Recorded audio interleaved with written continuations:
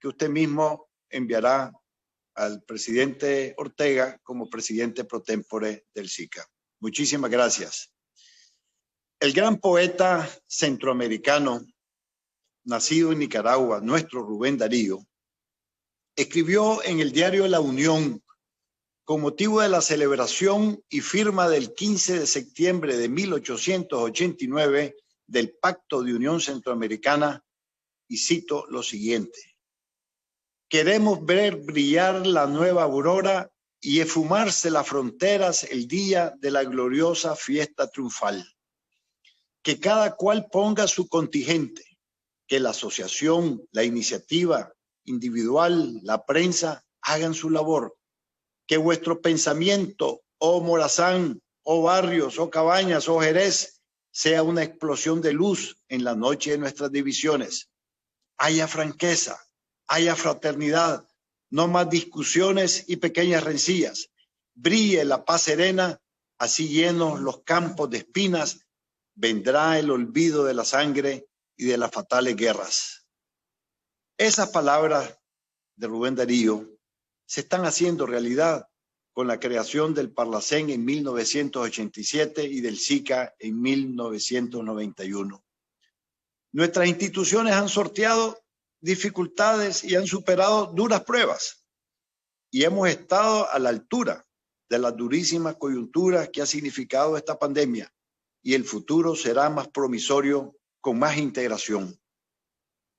Para clausurar esta conferencia tendremos la palabra de uno de los firmantes de los acuerdos de Esquipulas, piedra angular de todo el sistema de la integración centroamericana, el presidente de la República de Nicaragua, quien ostenta en estos momentos la presidencia pro tempore del SICA, comandante Daniel Ortega Saavedra, a quien me honro en presentarla.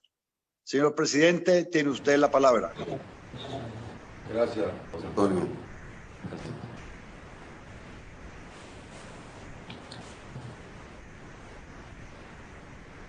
Queridos hermanos del Parlamento Centroamericano,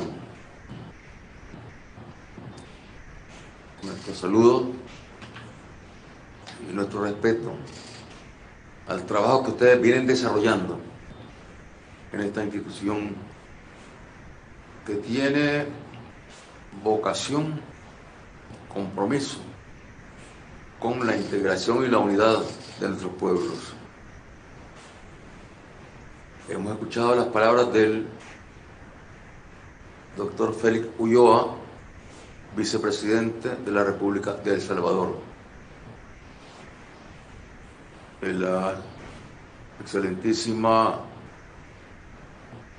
vicepresidenta o designada presidencial de Honduras, María Antonieta Rivera, del excelentísimo señor presidente de la República Dominicana, Luis Abinader, del excelentísimo señor presidente de la República de Guatemala, Alejandro Gianmattei, de la querida doctora, respetable secretaria ejecutiva del CEPAL, Alicia Bárcena, siempre tenaz en esta batalla por buscar justicia, igualdad, equidad en la lucha contra la pobreza y por el desarrollo de nuestros pueblos. Y hemos escuchado a la honorable presidenta del Parlamento Centroamericano, Nadia de León Torres, en este acto de clausura de este evento, que es fruto de una iniciativa precisamente de ustedes, queridos hermanos del Parlacén. Y igualmente saludamos a uno de los hermanos que fue determinante para que pudiésemos convocarnos los presidentes centroamericanos, pudiésemos reunirnos y pudiésemos llegar finalmente a los acuerdos de paz en momentos de crisis profunda para la región centroamericana. Corriga la sangre, particularmente en El Salvador, Guatemala y Nicaragua. Guerras terribles sacudían a nuestros países, a nuestros pueblos, y esto lógicamente provocaba dolor, sufrimiento en las familias de estos países y igualmente afectaba a toda la región en cuanto a su estabilidad, en cuanto a su proceso de integración.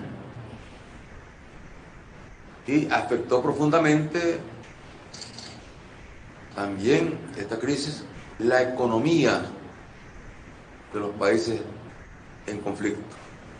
En particular Nicaragua sufrió un golpe terrible en su economía,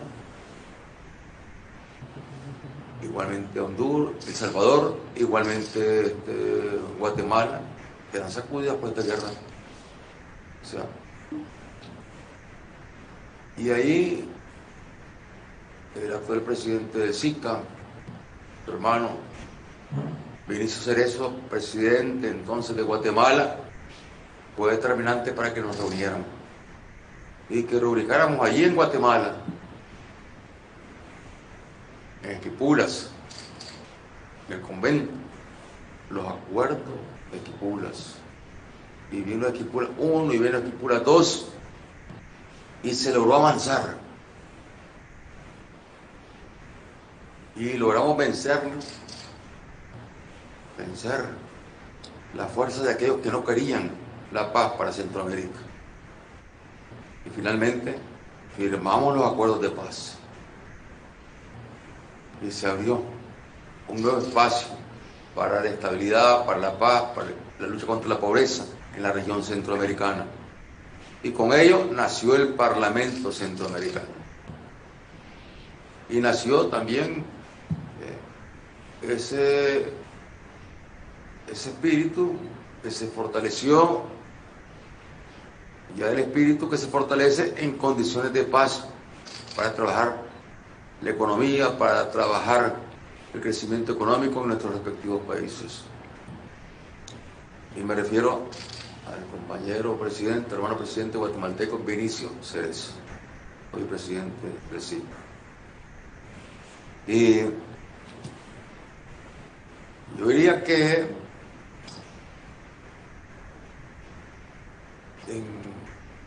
ya en nuestro periodo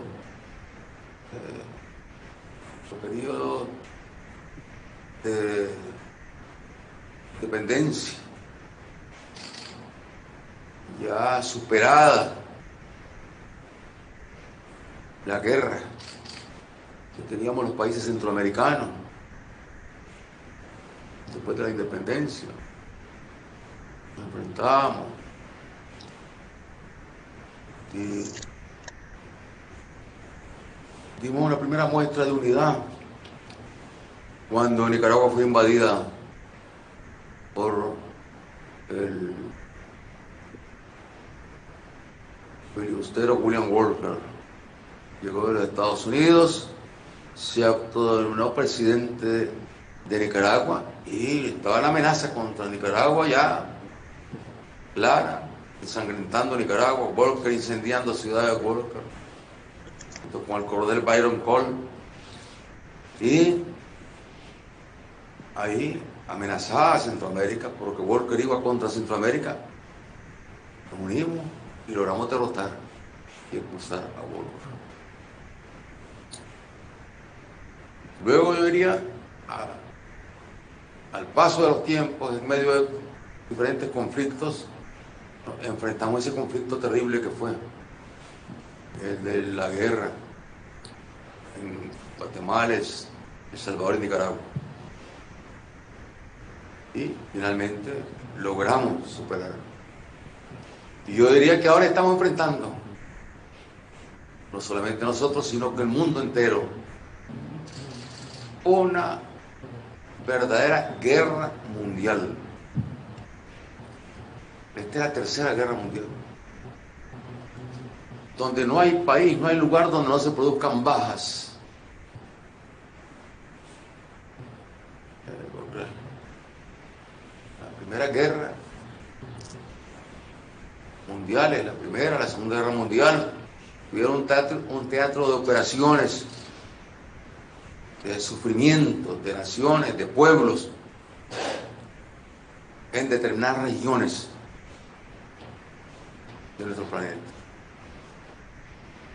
Aun cuando hubo un compromiso global alrededor de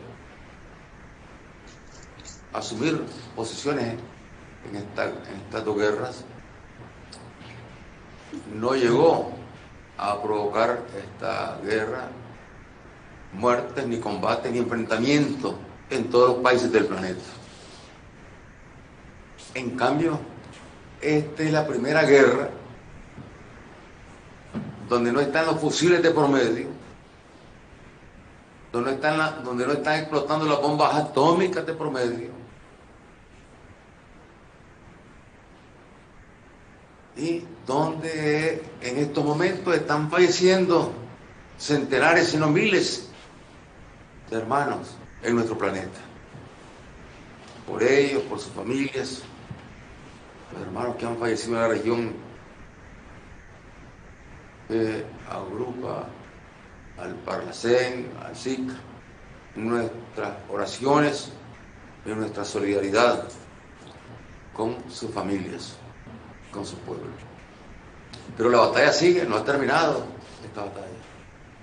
E incluso en los países desarrollados, que en donde estaban en mucho mejores condiciones para enfrentar una pandemia de estas dimensiones, se habla que se encuentran en una segunda fase, muchos de los países desarrollados.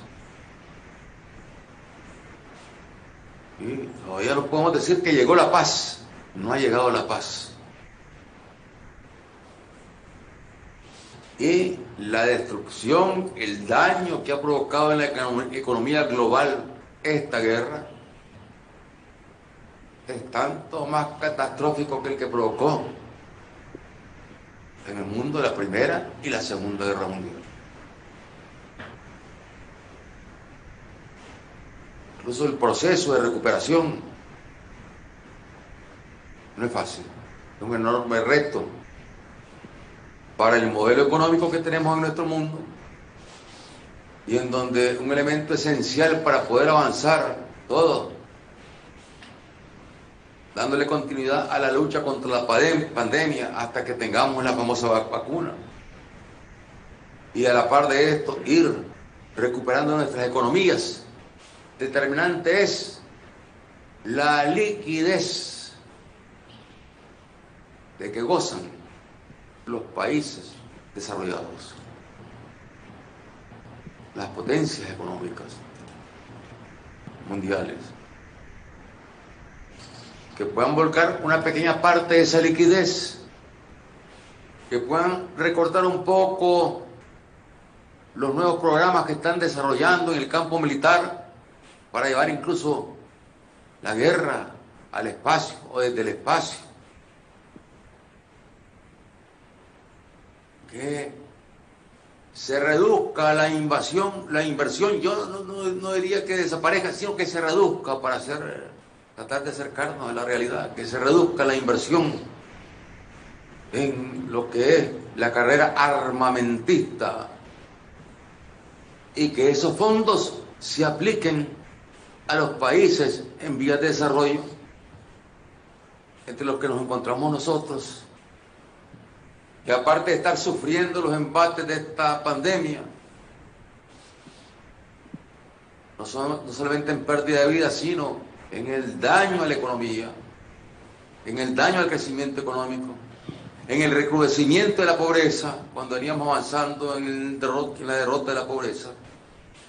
Bueno, es el momento en que realmente se puedan colocar esos recursos, como bien lo ponía la doctora Alicia Bárcena, es colocar recursos de esos países que son los que cuentan con estos recursos y que son los que se dan el lujo de seguir invirtiendo en nuevos armamentos, que los coloquen. Es un gesto de humanismo, es un gesto de solidaridad para con su mismo pueblo, porque esta guerra ha ido con todo y contra todos. Y diría que aquí en la región centroamericana y en el ámbito de los países caribeños que se incorporan al Parlamento Centroamericano, tanto el Parlamento Centroamericano como el SICA, es cuando más tenemos que acercar, es cuando más tenemos que unirnos para trabajar iniciativas, proyectos, fortalecer lo que ya estamos haciendo para defender la vida de nuestros ciudadanos, de nuestras familias, y para ir recuperando gradualmente la economía y volviendo nuevamente a una ruta que signifique crecimiento económico. Esto indiscutiblemente solamente se puede dar con la participación de los países desarrollados, que tendrán que hacer sus propias reflexiones y tomar sus propias decisiones ante esta crisis que los afecta a ellos también, que provoca millones de desempleados en esos países, que está provocando el lanzamiento a las calles de miles y miles de ciudadanos que ya no pueden pagar su vivienda en los países desarrollados y los están sacando, los están desalojando en medio de la pandemia. A estos países que son los que tienen el control de la economía global, de la economía mundial, a los que les corresponde marcar la pauta para hacer los cambios en las políticas económicas que vengan por primera vez en la historia a fortalecer el sistema de salud a nivel global, verlo como un todo.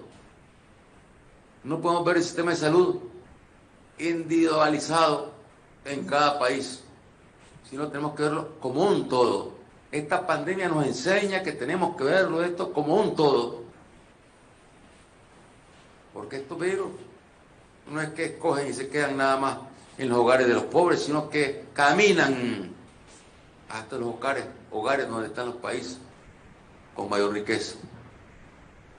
Entonces, fortalecer en primer lugar el sistema de salud a nivel global, lo que significa fortalecer el sistema de salud y que se coloque como el primero en recibir recursos tanto locales como de cooperación internacional aquí en la región de la que somos parte de los miembros del SICA y que estamos también incorporados al Parlamento Centroamericano, de Centroamérica con República Dominicana,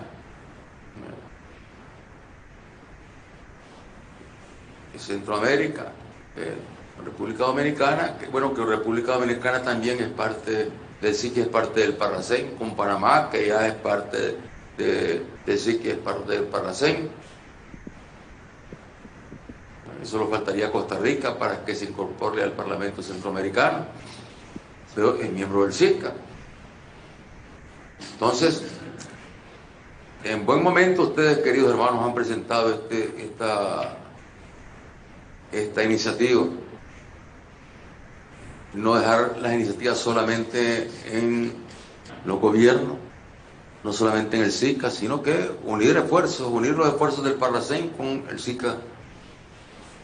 Y quiero felicitarlos por esta iniciativa,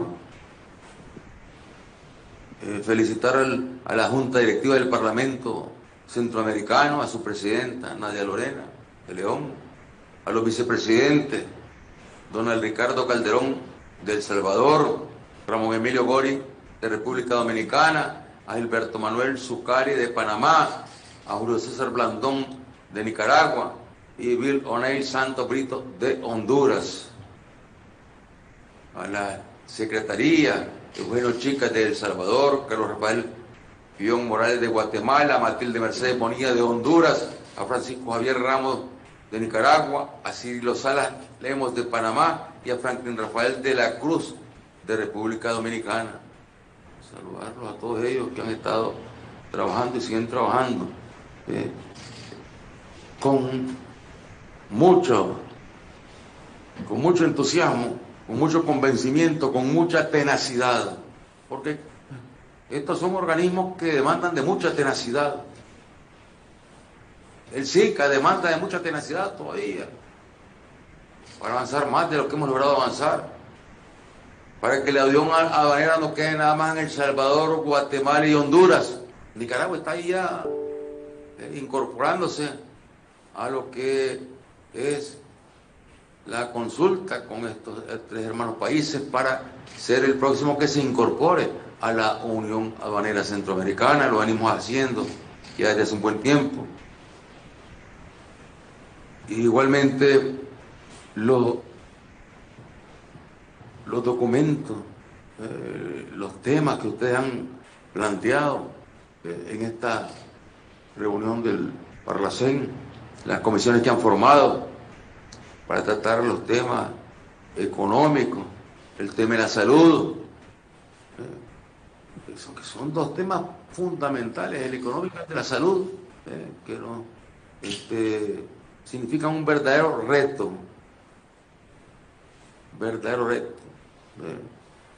Y también está la educación esencial, que es fundamental, ya todos sabemos, la educación para el combate a la pobreza, para el desarrollo. Y puedo decir que conozco de las iniciativas del Parlacén. He conocido, los he recibido, sé que andan siempre con mucha tenacidad, que no se rinden, que siempre van con estas propuestas, con estas iniciativas. Sabemos que este es un tema complejo porque la mayoría de las propuestas del Parlacén sean aprobadas por los parlamentos de cada país centroamericano. Es decir, el gobierno recibe las propuestas, los planteamientos, pero estos planteamientos luego tienen que ir al parlamento de cada país. Y luego que se aprueban estas propuestas, se le hacen los ajustes y modificaciones que corresponde hacer, hasta entonces empiezan a ser ley efectiva. Y sabemos que en cada parlamento pues están también las posiciones de quienes se entusiasman más con esta iniciativa, quienes piensan que no hay que ir tan rápido, quienes piensan que hay que ir con más gradualidad y que sencillamente le cierran las puertas a las iniciativas del Parlacén. Pero bueno, el Parlacén es una realidad, fue aprobado, no es un invento propio, una iniciativa propia de Centroamérica. Ya el Parlamento Europeo había pasado por enormes dificultades para llegar a integrarse en lo que hoy es el Parlamento Europeo, que está pasando una fase crítica con el retiro del Reino Unido. Pero, como ellos mismos lo han explicado, el Parlamento Europeo, ellos están preparados para resistir la salida del Reino Unido y continuar fortaleciendo el Parlamento Europeo. Y seguro más ahora en estos tiempos de pandemia.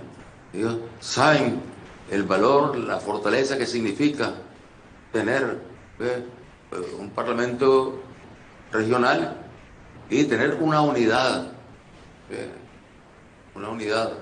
europea, que hacia allá tenemos que caminar también los centroamericanos, hacia la unidad centroamericana, como lo planteaba hace unos días el presidente Yamatei.